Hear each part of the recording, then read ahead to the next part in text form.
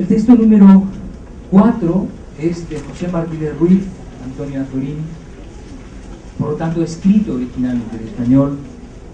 Y el texto número 5, que alguien identificó ayer con una canción que era la de los muertos, de los piratas, 15 muertos sobre la caja de muerto y una botella de ron, es de la Isla del Tesoro, en efecto. Pero claro, identificarlo porque uno identifica la canción es sencillamente que identifica la canción, no que sea una canción. Y el texto número 6 es de Benito Pérez Galdós, que pertenece a Fortunata y Jacinta, y por lo tanto es un texto que originalmente se escribió en este tiempo. De manera que este es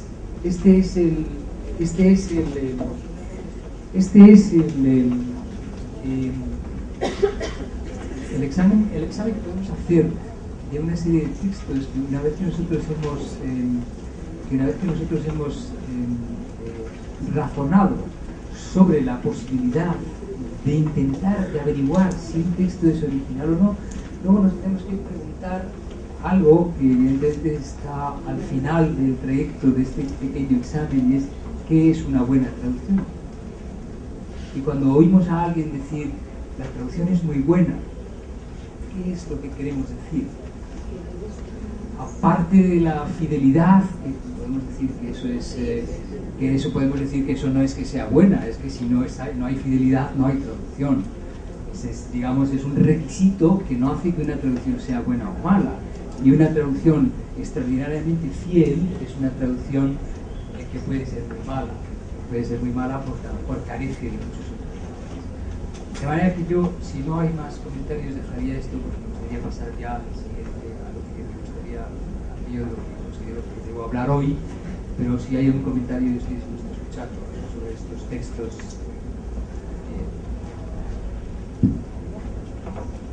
No. Bien. El siguiente aspecto que me interesa valorar, el primero, digamos, que es la literatura y cualquier obra de creación literaria. Cualquier obra de creación literaria, repito, para nuestra formación es un componente nada desdeñable de lo que ha constituido desde el primer momento de cualquier persona que lea su equipaje intelectual. Obviamente, quitando la literatura nacional, nosotros sabemos que hay una parte muy importante de lo que leemos que es traducción. Sin embargo, no sabemos distinguir entre lo que es traducción y lo que no es traducción.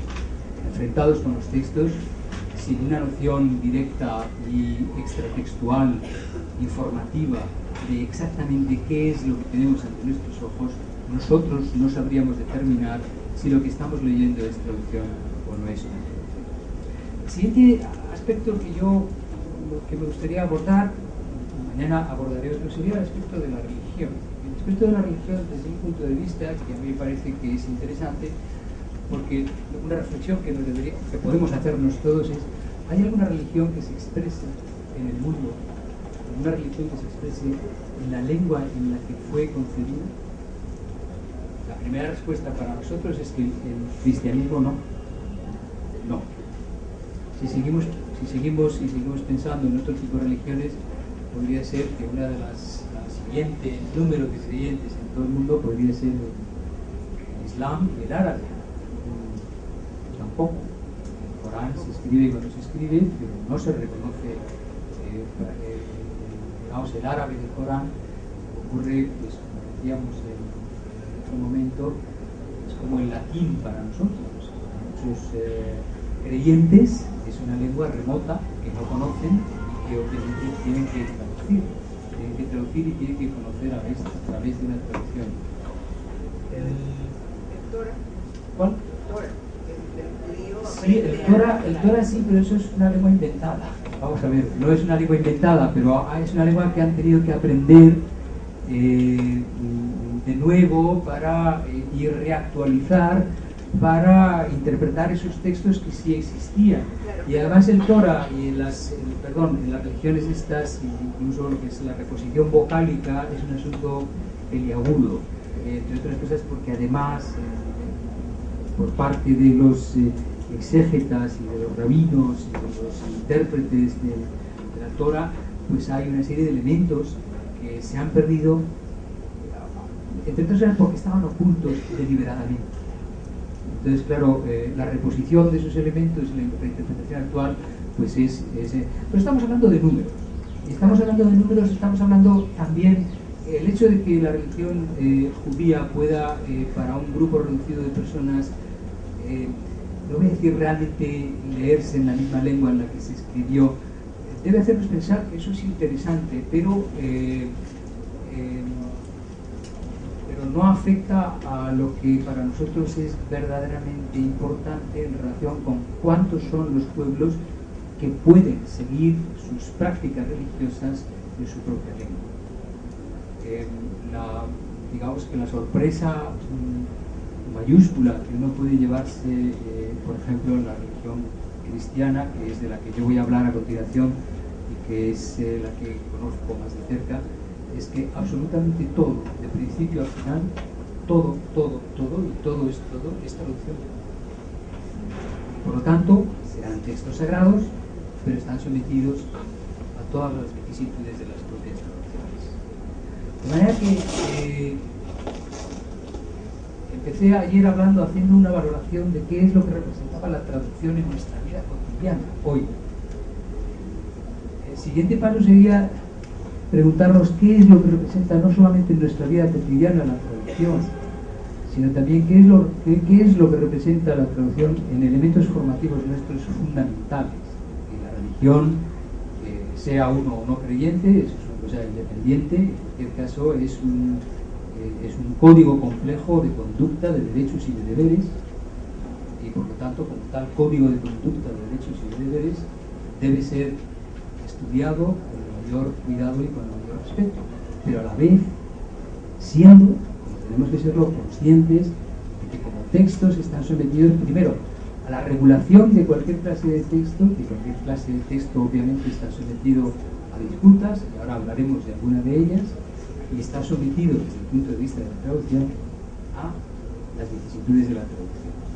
Voy a decir por dónde empieza esto, cuál es el origen de esto, porque realmente dentro de la tradición cristiana las disputas respecto de los textos son constantes.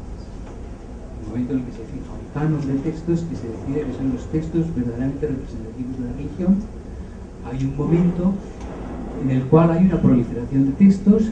Hay una serie de textos que, por ejemplo, incluso en el mundo neotestamentario se conocen como los evangelios apócrifos. Hay una serie de libros, incluso de los libros canónicos del Antiguo Testamento, que hay que definir si son o no son canónicos. Y luego, sobre todo, lo siento, aquí aparecemos los filólogos, hay que fijar los textos. Y el problema es que uno puede encontrarse con que uno tiene un texto de tal fecha, pero si aparece un manuscrito de una fecha anterior que contradice el posterior, pues a lo mejor tiene que reorganizar toda su propia teología. Yo no voy a hablar de estas cosas, voy a hablar de una cosa mucho más sencilla, que es una oración, que es el Padre Nuestro. Pero primero voy a hacer una pequeña descripción de lo que yo creo que, no voy a decir lo que ocurre o lo que ocurrió, porque no lo sé, pero sí, no lo sé yo y no lo sabe nadie, creo. Pero sí quiero hacer una primera observación. La primera se refiere a un texto que se ha entregado, que pone la religión en la historia de la traducción, y habla simplemente de la traducción de Cisla de Oriente. Y esto proviene nada menos que de Wikipedia. Con esto quiero decir que se lo trae todo el mundo con las mayores cautelas posibles, porque es información, pero Wikipedia todo el mundo sabe que de vez en cuando falla, y cuando falla Wikipedia, pues los fallos pueden ser catastróficos. En todo caso, una cosa que a nosotros el primer texto de la traducción del Cisla de Oriente, lo primero que sabemos es que la primera versión del credo se fija en el primer concilio ecuménico celebrado en Nicea en 325. Es decir que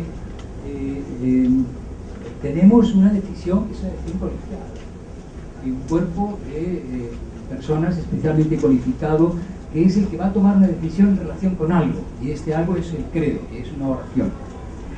Y me interesa esto porque, lo queramos o no, resulta que uno al final tiene que encontrar un criterio de autoridad, y el criterio de autoridad en filología no es otro nada más que